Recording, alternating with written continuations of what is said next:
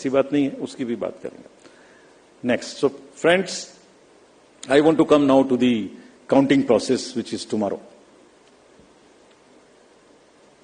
Upfront, before coming to this, I want to say a few things, and with full responsibility and with full firmness. Counting का और सारे election process का एक बहुत ही robust system है. हम नहीं समझते किसी दूसरी जगह में इतना रोबस्ट सिस्टम हो सकता है जहां एक एक पार्ट डिसाइडेड है. कल 6 बजे क्या होना है, 6:15 क्या होना है, 6:30 क्या होना है, एक पार्ट खुलेगा तब दूसरा जाएगा, किस जगह में कैंडिडेट होना है.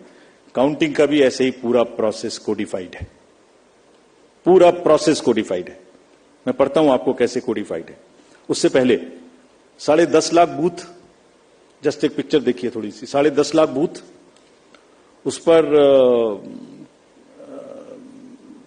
एक हॉल में 14 टेबल, टेबल के पीछे में पोलिंग पर्सोनल, टेबल के सामने में हर पार्टी, हर कैंडिडेट के पोलिंग एजेंट्स. 8,000 से ऊपर कैंडिडेट्स हैं सिर्फ पार्लियामेंट्री.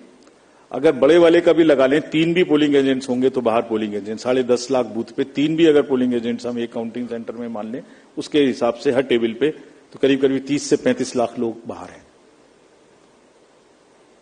उसी हिसाब से 17C कम से कम 30 से 35-40 लाख उनके हाथ में है, जिसको वो मिलाएंगे. और वहां माइक्रो ऑब्जर्वर्स हैं. कौन नहीं है? कम से कम 70-80 लाख लोगों के बीच में ये काम हो रहा है. कहीं से कहीं तक कोई गलती इस प्रोसेस में हो ही नहीं सकती. सिस्टमिक गलती नहीं हो सकती. It works like a clock with the precision of a clock. जैसे छोटी सुई कब चलेगी सेकंड की, तो बड़ी कितनी चलेगी, तो फिर घंटे की कितनी चलेगी. It works with that precision entire election process. So we want to say system में कोई प्रॉब्लम नहीं हो सकती. ह्यूमन प्रॉब्लम किसी से भी हो सकती है. आपके ऑफिस में भी किसी से ह्यूमन प्रॉब्लम हो सकती है, गाड़ी चलाने में भी हो सकती है, उसको हम डील करेंगे. लेकिन firmly we want to say that entire counting process is absolutely robust. जैसे क्या है रोबस्टनेस, दिखाते हैं आपको. जब ईवीएम शुरू हुई तो पहले रेंडमाइज हुई. चुनाव से पहले कैंडिडेट साथ में रहे, उनके एजेंट साथ में रहे. उसका नंबर उनको दे दिया गया कौन से बूथ पे कौन सी जाएगी. सारा प्रोसेस उन्होंने पोलिंग स्टेशन पे बैठ के देखा किसने किसको डाला. ईवीएम पे स्लिप भी लगाई, स्लिप पे साइन भी किया, green slip, red slip, this slip, that slip, बंद भी किया, सब जगह सिग्नेचर भी किया. उसके बाद फॉर्म 17C की कॉपी उसी समय ले ली.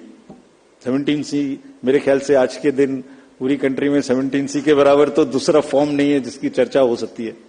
सबसे ज्यादा पॉपुलर फॉर्म वही है. यूपीएससी के बच्चों को, सारे एग्जाम वाले बच्चों को तैयारी करनी चाहिए 17C क्या होता है. उसकी कॉपी ले ली, सीलिंग कर दी. स्ट्रांग रूम की सीलिंग में आप खड़े हुए हो, 24 घंटे वहां फोर्स लगी है जिसमें आप भी बैठे हुए हो. सीसीटीवी कैमरा लगा हुआ है, ऑब्जर्वर की वॉच है, माइक्रो ऑब्जर्वर देख रहे हैं. और कुछ दिनों पहले एक वीडियो चल रहा था जिसमें ट्रेनिंग दी जा रही थी कि कैसे कैसे करना है. वो कहां से आया था? वो इन्हीं में से आया था. वो यही मैनुअल है हमारे जिसमें से आया था. क्या कहता है वो? Unique ID of the CU and pink paper seal को पहले वेरीफाई करो. सब कैंडिडेट्स के एजेंट्स को करनी चाहिए. हम भी कहते हैं करनी चाहिए, हमारा ही इंस्ट्रक्शन है. टोटल प्रेस करके बटन दबा के देखो. ये वीडियोस कुछ लर्नेड ट्रेनर्स की चल रही थी, तो वही है ये जो इसी मैनुअल से उठाई गई हैं. वेरीफाई करो, जरूर करिए. हम चाहते सब करें, बिकॉज जितना वो पार्टिसिपेट करेंगे उतना ही लोकतंत्र में उनका विश्वास और ट्रस्ट बना रहेगा. And that's what is our, हमारी धरोहर ही वो है. नेक्स्ट दिखाइए. नेक्स्ट, रिजल्ट बटन को कैसे प्रेस करना है, 20 फॉर्म्स को सबके साथ शेयर करना है. काउंटिंग एजेंट्स, बीच में एक हवा चली कि एआरओ कोई टेबल पे काउंटिंग एजेंट का बैठना मना कर दिया. ये एक सुना होगा आप लोगों ने. उसको भी काउंटर कराना पड़ा, हवा चला देते. फिर हम लोग वो जो गुब्बारे उड़ते हैं उसको फिर हमें पकड़ के नीचे लाना पड़ता है.